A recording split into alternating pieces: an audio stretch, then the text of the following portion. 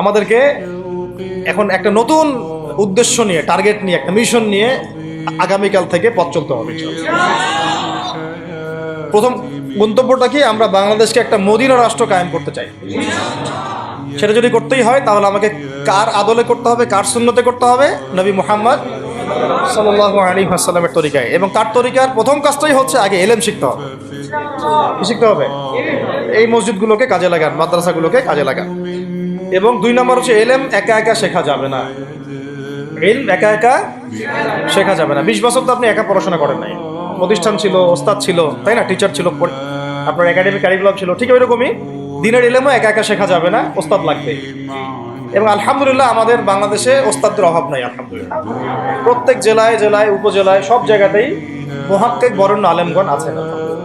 আর আপনি খুঁজে বের করবেন কে মুহাক্কিক আলেম। আমি কিছু মানে তাদের বৈশিষ্ট্য বলতে পারি যে তারা নিজেকে জাহির করেন না, বিনয়ী হন, অহংকারী হন না। তারা এত বেশি আইওয়া শোডাউন এত পছন্দ করেন না, নিজেকে আড়াল করার চেষ্টা করেন। হক কথা বলতে তারা ভয় করেন না। এবং তারা অনেক গভীর জ্ঞানের অধিকারী হওয়া সত্ত্বেও অনেক বেশি বিনয়ী হন না। এগুলো দেখে আপনি চিনবেন। ঠিক আছে?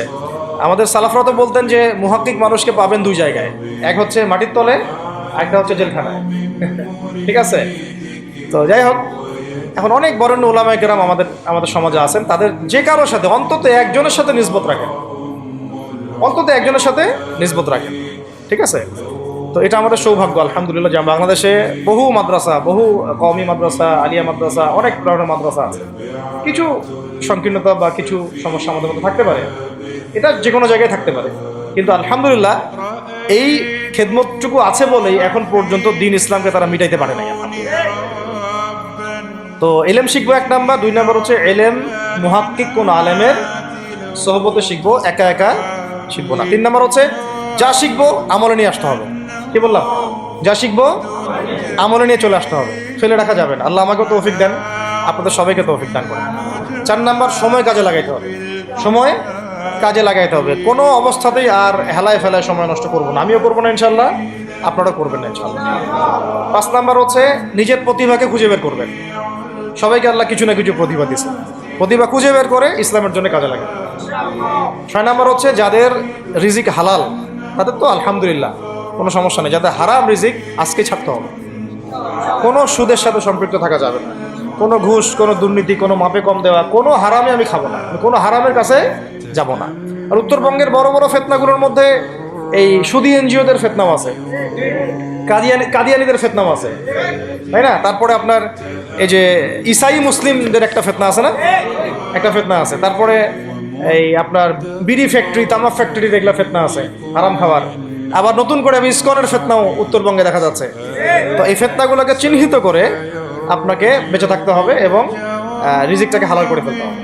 ঠিক আছে? এর পাশাপাশি হচ্ছে 6 নম্বর বলবো যে পরিবারগুলো গড়ে তুলতে হবে। প্রত্যেকটা পরিবার হবে একটা দুর্গ। মানে আমার পরিবার হচ্ছে আমার একটা ইসলামিক রাষ্ট্রের মতো। এই পরিবারের মধ্যে অনইসলামিক কোনো কাজ চলে না। পরিবারের মালিক কি? আমি না? এখানে কি রাষ্ট্র আমাকে হস্তক্ষেপ করতে পারবে?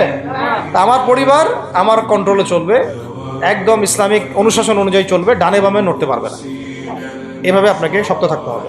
7 নম্বর হচ্ছে এখন থেকে তাবলীগের কাজ সবাইকে করতে হবে। কতটুকু করবেন? যতটুকু আপনি জানেন, যতটুকু আপনি জানেন। যেটা জানেন না ওইটা নিয়ে কথা বলার দরকার। আর সমাজে কিছু ইখতিলাফি মাসালাগুলো আছে যেগুলোকে নিয়ে কিছু মানে মোটা বুদ্ধির মানুষেরা আর কি মসজিদগুলো ভাগ করে ফেলে। ঠিক আছে? এই পাল্লায় পড়া যাবে না। ইখতিলাফি মাসালাগুলো সাহাবীদের যুগ থেকেই ছিল, এগুলো নিয়ে মতবিরোধের সুযোগ নাই।